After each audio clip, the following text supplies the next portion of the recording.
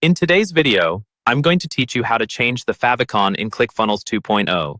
The favicon is that tiny icon you see in the browser tab next to your page title. It might seem small, but it plays a big role in your branding. It helps visitors recognize your funnel among multiple open tabs and gives your site a more polished, professional feel. To get started, make sure you're logged into your Clickfunnels 2.0 account and you're in the correct workspace. From there, look for the Funnels section in your dashboard. This is where all of your funnels are listed and managed. Go ahead and click into that funnels area. Now find the specific funnel where you want to change the favicon. If you have a lot of funnels, it can help to use the search bar or quickly scan for the funnel name you're working on for this project. Once you've located it, look to the right of the funnel name for a small settings icon that looks like a gear. Click on that settings icon to open up the funnel's main settings page. On this settings page, you'll see several sections related to how your funnel looks and behaves. What you're interested in is the section labeled Branding, Custom Code, and Funnel Appearance.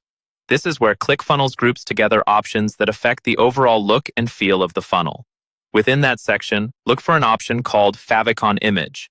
This is the setting that controls the small browser tab icon.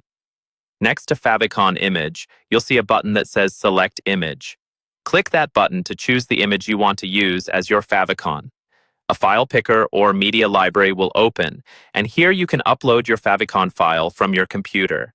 You can either click to browse for the file or simply drag and drop your image into the upload area if that's more convenient. For best results, make sure your image is a square and sized at either 16 by 16 pixels or 32 by 32 pixels. These sizes are standard for favicons and help keep the icon crisp and clear in most browsers.